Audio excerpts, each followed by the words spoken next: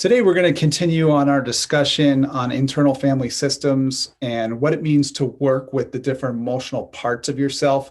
Today, we're going to get into getting the parts in balance. We've been talking about that for a couple weeks now. We're going to do part 3 of that discussion today. And so last week we talked about protector parts, and I showed you this picture of sort of an angry protector part here. Protector parts usually develop in childhood, and they usually develop as a defense. In other words, as a child, things happen to us, and we have to learn how to defend ourselves in different ways, whether it's verbally or physically or emotionally. And so in this picture, we see a picture of an angry protector part. And this is where we become explosive to protect ourselves. Proverbs 29:11 says that it's fools that give full vent to our rage. And so we realize after we've been rageful, we can kind of look back and say, that was kind of foolish. That was kind of childish the way I was acting there. Protector parts can take other forms, and as well as you'll see in this next set of pictures here, we've got a number of different protector parts here. I don't know if you can see them all, but they take different shapes and different sizes. And these protector parts protect the frightened child parts of ourselves. And the thing is, we cannot attack and we cannot diminish these protector parts, because if we do, what's going to happen is they're just going to become more entrenched. Why? Because they're protecting the younger parts of ourselves. I have a picture here of a girl that's kind of behind a chair, and she's hiding, and you can see these protector parts are there to protect this young girl. Now, this might be the life of a person who's now an adult, but this is sort of what's going on internally inside of them with all these different parts. The thing is, we need to get these protector parts to step back. And the way that we do that is by valuing these protector parts. There's a reason that these protector parts have developed within us. So we need to value them. We need to let them know that we appreciate that they're looking out for the other parts of us, or that they're looking out for these vulnerable parts of ourselves. And also, we need to educate them. In this case, I'd say to, a woman, you're not a scared child, behind a chair anymore like you were when you were a kid. And perhaps your dad was, physically violent whenever he was disciplining you or something like that, right? So we need to educate these protector parts that, yes, when I was a child, you should have protected me in this way, and you tried to protect me in different ways. But now I'm an adult. I'm not in the same situation that I was when I was a child. And so I can update these protector parts by letting them know all the resources I have now as an adult that I didn't have when I was a child.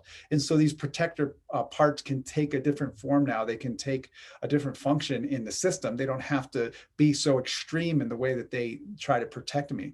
And for those of us who are Christians, we'll recognize that this is really about learning to trust God.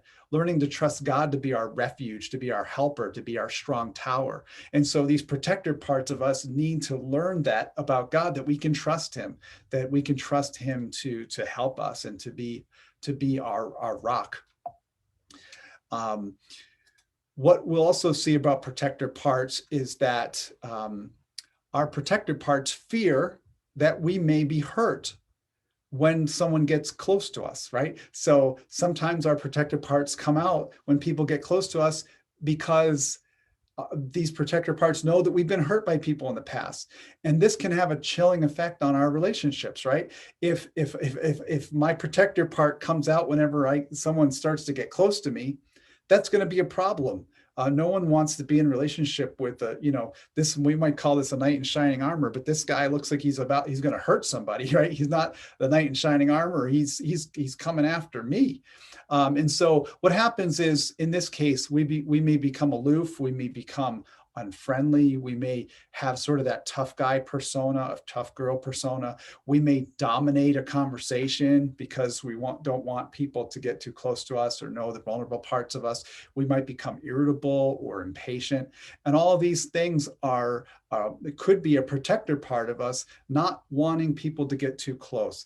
And if you think about all these different ways of being here, in this case, these are really opposites of the fruit of the Spirit. The fruit of the Spirit is love, joy, peace, long suffering, patience, and those things. But when we're overly protective, we're really doing really the opposite of those things. Somebody talked about a protector part that they had that was sort of what they would call an alley cat. You see a picture here of the alley cat. This part developed for this person when this person felt left to fend for themselves in life. Maybe early in life when they were younger, they felt like they were a cat, like kind of thrown out in the alley to deal with life on their own. This person had to learn to put that cat in a small and safe room and ask that cat, that alley cat part of them, what did it need to be able to calm down and not be as ferocious and mean as an alley cat might become if it has to fend for itself most of its life. And in this case, the alley cat kind of said to the person, listen, you need to put me in this room, the safe room, and you need to visit me every day until I can trust you. It's going to take a long time for me to learn how to trust you, just like we might have a cat that hasn't really been domesticated, right? As this part learns to trust in the Spirit of God, then it's going to become tame, right? And so every day if we have this kind of protector part, we need to get to know it. We need to let it know that it's safe and it's in a safe place. And eventually it might become like the cat that's able to sit on your lap. It doesn't need to do that extreme form of protection that it has in the past. Some people, when they think of the defensive parts of themselves, they think about a tank. And so here's a defensive part. For some of us, it might come across in a scowl, or for some of us, it may come across in our physical traits. Like some people are big and they use their bigness, their tallness, or their weight, or some kind of physical trait, muscles or something like that, to sort of let people know, hey, I want some distance. I'm big on protecting myself. Or sometimes it's within our body language, whether we're sort of leaning back or we're not really, getting close to people, or sometimes it's in our harsh words. All these things are to protect vulnerable parts of ourselves. And so the thing is, we need to learn to drive this tank, and we need the Spirit of God's help to help us learn how to drive this tank so that we're not out of control with how we're protecting ourselves. And so a lot of times, if we learn, the Spirit kind of helps us learn how to drive this tank, then we'll realize at some point that there might be a little boy, that might pop the hood of that tank, and it turns out there's a little boy inside there, and that little boy now feels safe to come out.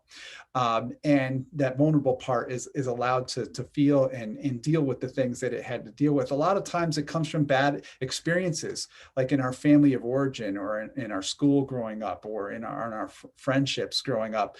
We begin to start to live in fear at some point of our lives. And so when we're in fear, like this little boy, we jump into the tank, and we have this outward appearance that we feel we need to defend ourselves, and other people are going to see that, and it's going to be very cold and dangerous for people when they see us coming, because we're literally that little boy's inside of the tank, but we don't know, other people don't know that there's a little boy in there. They don't realize that there's something vulnerable there with you. All they can see is that tank. The Spirit can teach that boy inside of you, or that little girl inside of you, how to live in faith instead of living in fear. And one of the most memorable Psalms in the Bible is Psalm 23. And Psalm 23 and verse 4 says, even though I walk through the valley of the shadow of death, I will fear no evil, for you are with me. Talking about God. We know that God's with us. His rod and his staff, they comfort us. And we know that that shepherds have rods and staffs. And a lot of times they use the rod and the staff to fend off wild animals, because they want to keep the sheep safe. And so when we begin to recognize that God can be our shepherd, then we don't need to go about having these protector parts becoming extreme. And so then they can balance out, because they can realize that God is there to comfort and protect us. And if our protector parts can get to that place where they recognize God's sovereignty over us and his safety over us, then they can begin to relax and take on a different form, a form that would be a lot more helpful for us than the extreme ways that they often act. So that's the discussion on protector parts today. You can join us live each week. We do this. You can check us out at meetup.com/check your compass for a schedule of our meetings. Or you can check out our videos that we upload weekly on YouTube or Facebook. You can look under Check Your Compass Counseling for that. I want to acknowledge the ideas that I had today. Some of them were drawn from a book by Tom and Lori Holmes, along with illustrations that were done by Sharon Eckstein. We hope to see you again next time.